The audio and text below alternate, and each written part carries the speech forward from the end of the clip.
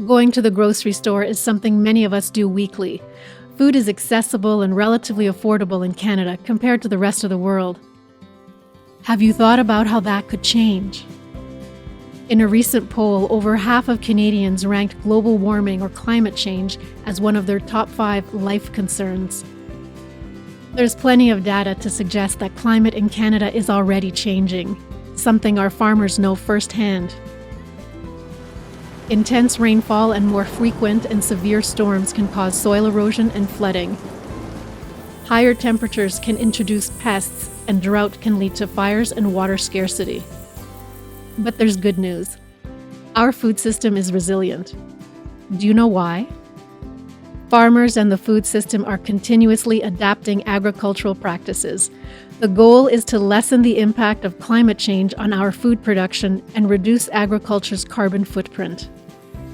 How are science and technology being used to ensure the sustainability of our food system in Canada?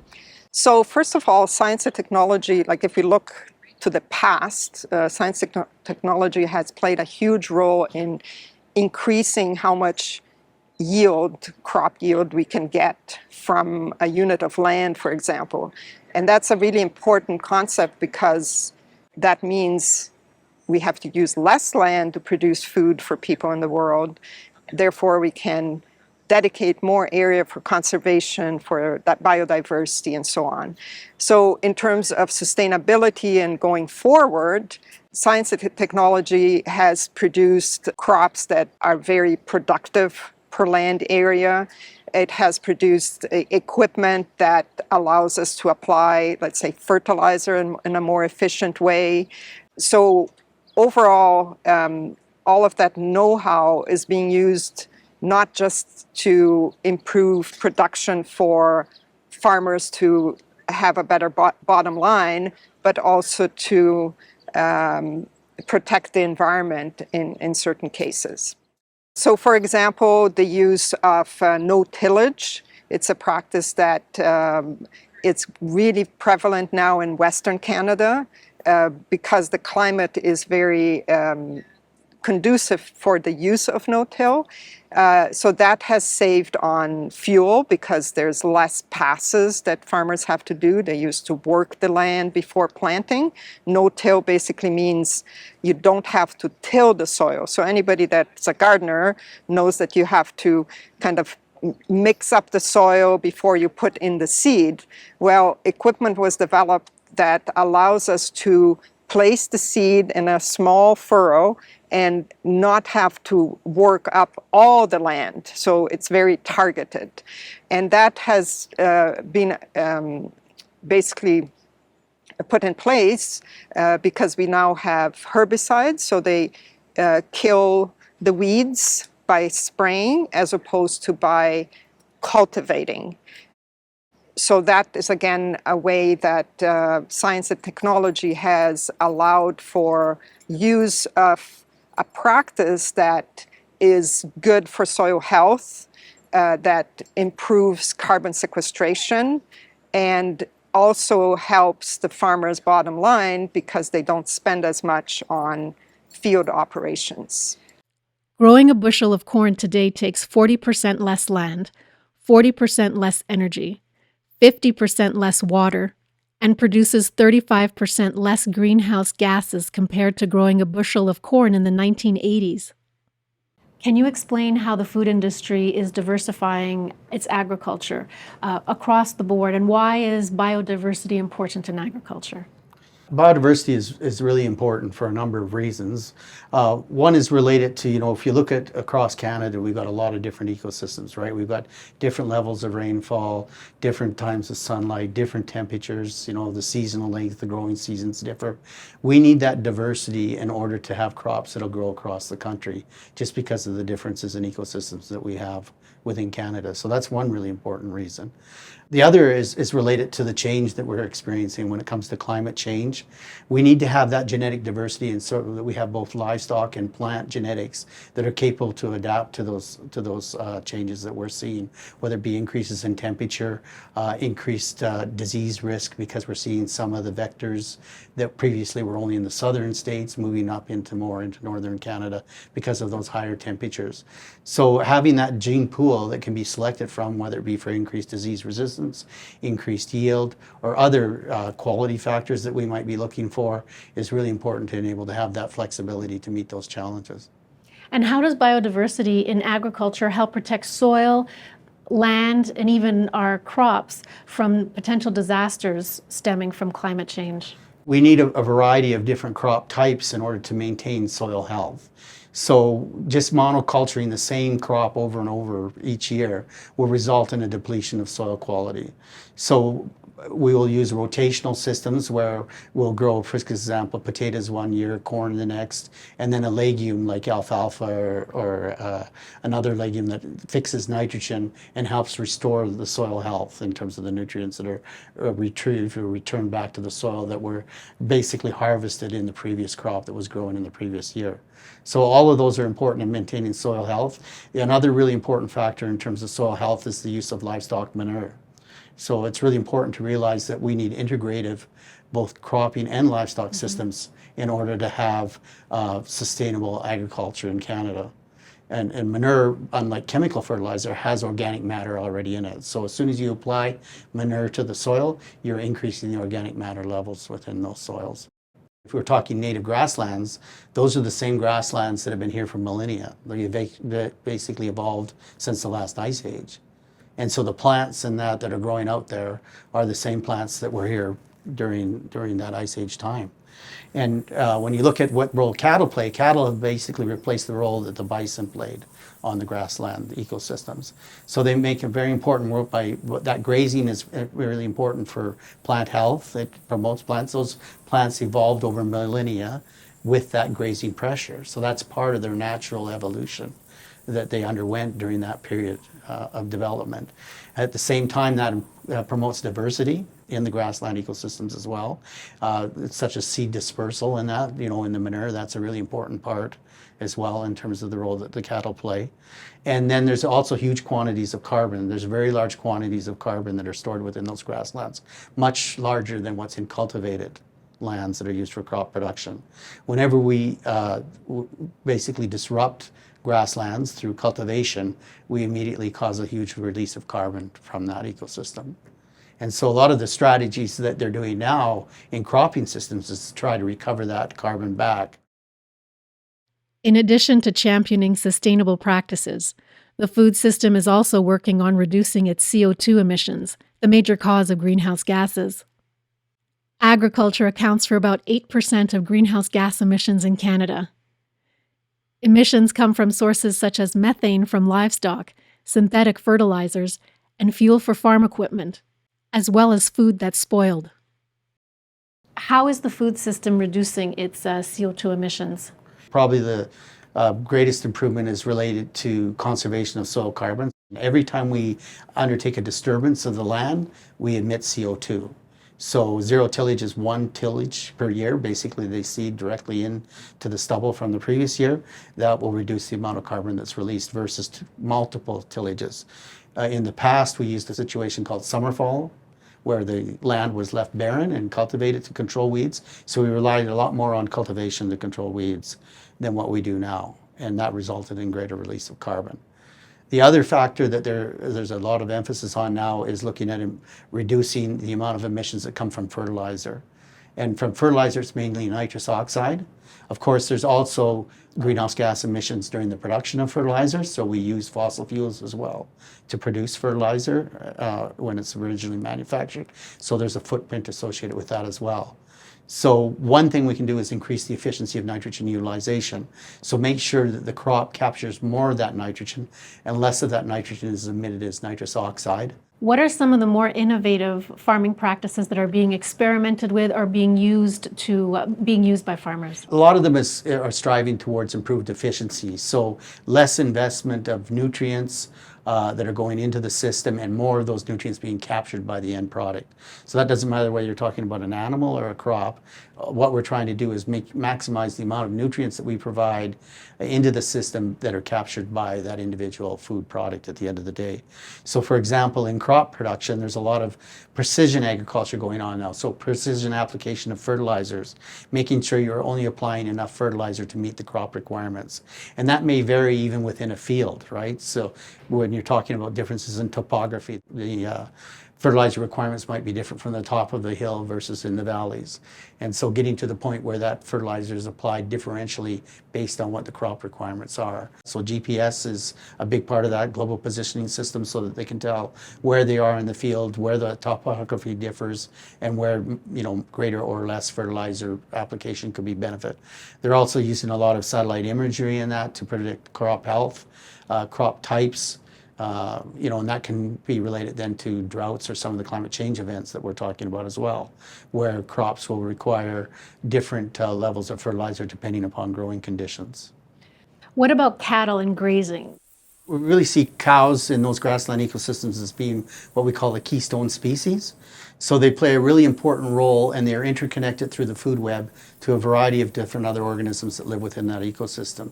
So an example of that in terms of cattle would be the manure that's produced, okay? So they're capable of digesting that grass. That converts the manure into a form that's more readily usable by insects like dung beetles and that. Those dung beetles and other insects then serve as a food source for birds. So that's a lot of our grassland birds depend upon that as a food source. There may be seeds in that in there, so that's a source of food for rodents. Rodents attract snakes, you know, or raptors when we talk about hawks or owls and that. So really it plays a really important role. Even the hair from the cattle are used in the nests of the rodents and in birds as well. So it just shows you how integrated the system is. And if you remove cattle from that ecosystem, you're going to have a negative impact on those other species as well. When many consumers hear the words synthetic fertilizer and synthetic pesticides, they automatically think they are bad things. Are they? Well, not necessarily. I think it's all in how these products are used. The synthetic part of it, it means that we use some perhaps fossil fuel chemistry to produce it. So that is definitely not positive environmentally, because there are emissions associated with the production of those products. However, there are big efforts in bringing in science and technology again to replace the fossil fuel sources with renewables. But the products themselves, for example, if we think of synthetic fertilizer, it's really an inorganic source. If you don't have that, then you have to use an organic source like manure. So we do encourage, and there are lots of efforts to recycle some of those organic nutrients and not treat them as waste. So when farmers apply manure, they're basically recycling nutrients. But there are a lot of situations where you don't have that source of organic materials, and in that case you have to supplement and use synthetic products. The use of synthetic fertilizer, herbicides and pesticides, improved seeds that have been bred through either genetic modified seeds or other types of approaches, it basically means that we can produce a lot more food per area compared to the alternative. And what that allows us then is to, the term is used, land sparing. So you spare land from production. So that means you can dedicate that land to wetlands, to conservation efforts, to biodiversity. There have been calculations done that say, well, if we didn't use all these products, you know, we would need to have much larger areas to produce the same amount of food, because per unit land of area, the production would decrease. So I think in themselves, the synthetic products are not a bad thing. They have allowed us to produce an enormous amount of food and not have to deforest to get to that production. But at the same time, we also have to step back a bit, and there are a lot of innovative farmers that are doing that, to use what they're calling like regenerative agricultural practices, which is really the idea that you rely more on soil biology. So you rely on some of those natural processes, but you're not just leaving it for nature to decide. You actually manage it in a way to get the best benefits from the soil. Healthy soil is vital for our crops and the environment. In terms of soil carbon, there's kind of two main things. One is trying to keep the carbon that's already there, keep it there, and or doing something that increases that amount. So by growing additional crops or by using a practice like no tillage, some of the carbon that's in the air can be tied up in the soil. Now, an important aspect of this is that it's not the permanence of it. So it will be tied up in the soil, but if something is done, just like with our forests that are burning now, that carbon will be released again. So there are efforts to sort of try to consider that in the equation in terms of how much carbon can be stored in the soil and for how long. So that's one of the gases. In terms of nitrous oxide, that is more of an immediate effect, meaning if a farmer manages their nitrogen fertilizer in an improved way in a given year, that impact is immediate. If we're thinking of CO2 kind of going into the soil, in the case of nitrous oxide, think of an arrow leaving the soil, and then our efforts there are to reduce the size of that arrow, meaning the emissions are not as large as they are. We rely on the top 12 inches or 30 centimeters of soil to produce food for ourselves and export around the world. We should think about how we can balance our soil's ability to produce as much food as possible from an acre of land without harming the ability of future generations to do the same. A lot of innovative farmers, they're using cover crops, they're using no-till, they're diversifying their rotation, they're using manure, because manure is a good source of carbon, to basically improve soil health. Because soil health is a term that it encompasses qualities of the soil in terms of biology, in terms of physical properties, in terms of chemical properties. But the one really strong indicator is soil organic matter. So if we have a soil that has higher soil organic matter, for the most part, it will also be a healthy soil. So how do we get increased organic matter, which basically organic matter is mostly made up of carbon, is that we add more biomass to the soil. And the good thing in all of these is that soil erosion is really when we have water falling in the soil and taking the soil away. So how do we prevent that is by covering the soil. So some of the things that I talked about, no tillage, cover crops, are really about preventing that water from carrying the soil away by protecting the surface with the plant material. And in terms of climate change, how does that make our food system more resilient when farmers are doing all that you've explained? Mm-hmm. So the good things are like these practices, they also protect the system from big changes or shocks. So we talk about a system being resilient, more resilient. In the case of farming, farm fields deal with a lot of stuff. For example, a big rainfall that happens, a month rainfall in 1 hour, or very dry conditions and hot conditions. So the soil is like a buffer system. With increased soil organic matter, we have better capture of water. We have better retention of water in the soil. So research has shown that with these practices that improve soil health, we also get the benefit of more stable yields over time, meaning we don't get those, big hits because in this particular year it was too dry and there was just not enough water available for plants. Or in this particular year it rained a lot and my seed washed away and the yields were much less because of that. So that is, in a way, we talk about climate change adaptation and climate change mitigation, and really those meet in terms of the practices that farmers are using or can use. It's like you're storing more carbon, reducing greenhouse gas emissions, and at the same time you're making the system more resilient to the effects of climate change. We've talked about extreme weather events and how they impact the food system, the importance of sustainability, reducing greenhouse gases and improving soil health. But there are other aspects of climate change as well. One is the need for our food system to remain profitable. Our farmers and food companies wouldn't stay in business otherwise, and we would have to rely more on imports to feed ourselves. Did you know that less than 1% of the population is involved in primary agriculture? About 250,000 people grow food for 40 million people. How do we do it?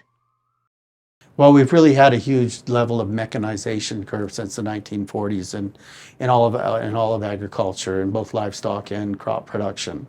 And we see farms getting larger and larger as we get economies of scale. And as the equipment's gotten, that much bigger, they can seed that much faster and harvest that much quicker. So all of those things have really reduced the number of people that it takes because of that mechanization. And we're probably even going to see more of that. There's an emphasis on moving into robotics, robotic-driven tractors, so that they will be self-driven and you won't even need the individual to drive the tractor as well. Another aspect of sustainability that's overlooked is the far-reaching social benefits Canadians gain from a profitable food system. For example, many social benefits are partially funded by taxes paid throughout the food industry. Canada has free basic education through to high school, a network of roads that connects the country, and world-class Medicare. Why is it so important to our economy that Canada's food system remain a profitable one? Oh, definitely. I mean, farmers, they are good stewards of the land, but they are not doing it for charity. I mean, I think we all have this idea of the old McDonald's farm and, a very romantic vision of farming. And that is okay if that's your hobby. But if you're trying to make a business and a living out of it, then you need to put your best tools and your best team forward.